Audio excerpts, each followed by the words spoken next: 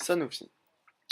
Sanofi est un groupe pharmaceutique français qui s'est transformé par des acquisitions successives, en particulier en 1999, quand le groupe fusionne avec Synthé-Labo, formant le groupe Sanofi Synthé-Labo.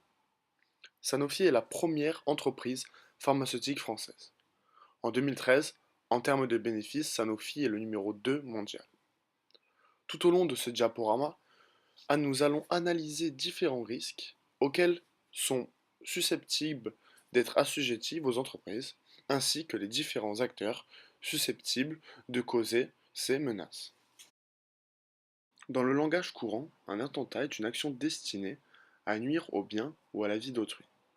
Sanofi va être ciblée pour ce qu'elle est, une société qui utilise les animaux pour faire des expérimentations et donc de l'argent, du bénéfice. Sanofi est soumise au risque d'attentat. Les organisations terroristes peuvent être une menace, notamment celle des extrémistes, pour la protection des animaux, étant donné que Sanofi réalise des tests cliniques sur des animaux. Leur but aux terroristes est à la fois de nuire, mais surtout de faire mal médiatiquement à Sanofi. C'est un but totalement idéologique. Un enlèvement, rapt ou kidnapping est l'action qui consiste à s'emparer de quelqu'un et à le détenir, contre sa volonté, généralement par la force, souvent avec l'intention d'échanger la victime contre une rançon ou une compensation en nature. Sanofi est présente partout dans le monde, et les chercheurs de qualité de cette entreprise se font rares.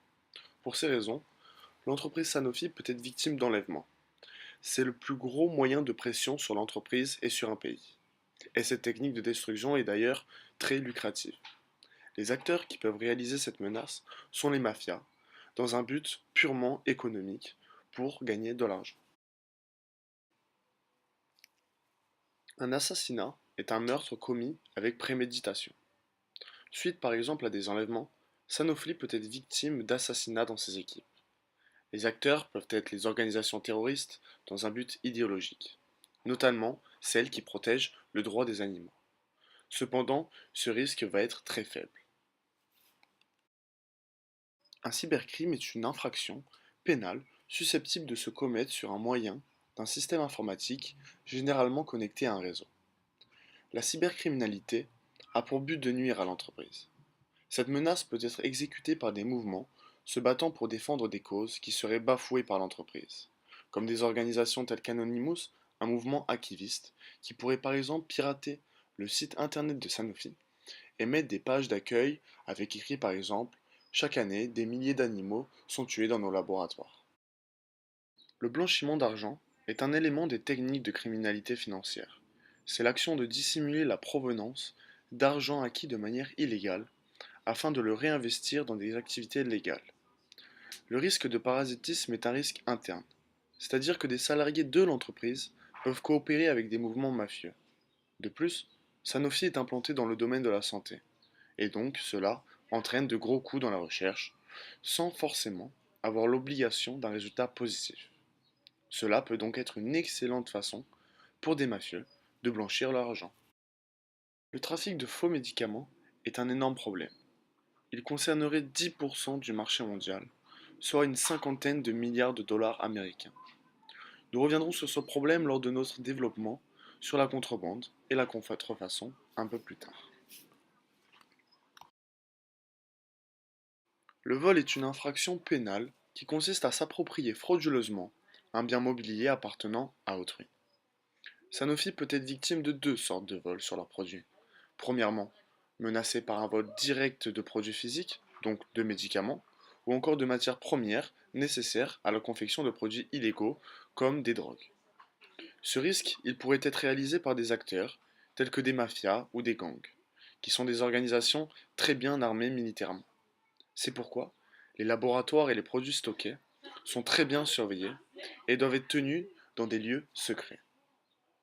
Le deuxième risque de vol pour Sanofi, c'est d'être victime d'un vol de données informatiques concernant leurs propres clients, principalement par des organisations mafieuses qui essaieront ensuite de vendre des produits contrefaits à ces clients.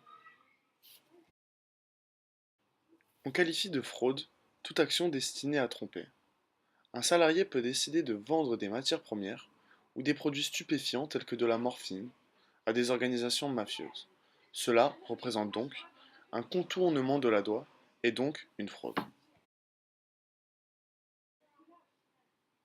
L'extorsion est l'action d'obtenir de force de quelqu'un quelque chose.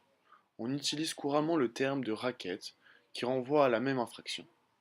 Sanofi n'est pas présente dans des lieux où la mafia est très présente.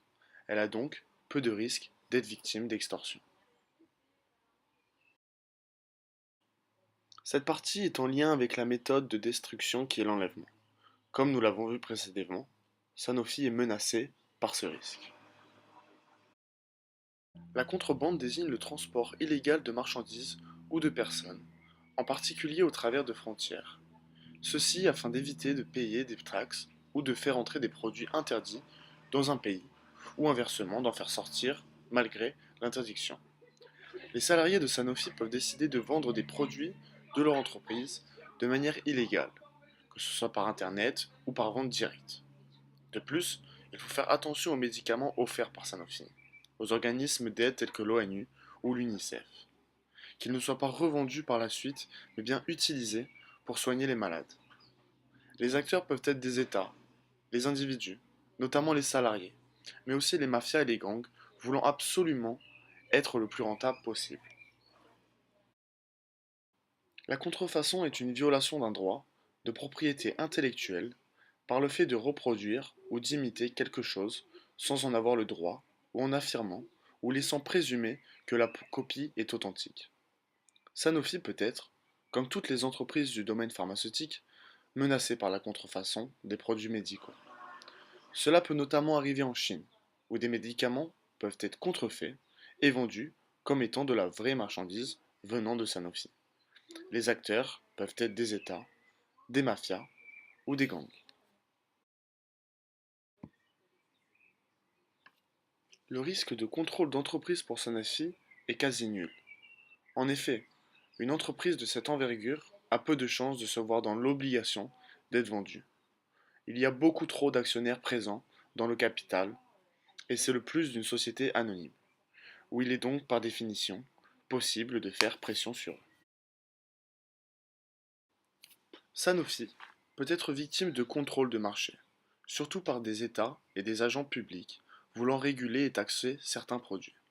Ces acteurs peuvent être de plus menacés de ne pas pouvoir commercialiser leurs produits s'ils ne payent pas une certaine somme pour droit d'entrée sur le marché, ce qui est illégal. Cela est donc de la corruption. Certains pays veulent aussi favoriser leurs entreprises locales. Par exemple, la Chine peut organiser un contrôle des produits entrants pour ensuite les refaire avec les entreprises du domaine pharmaceutique chinoise. Sanofi peut être victime de cyberespionnage par ses concurrents, dans le but de trouver un médicament plus rapidement.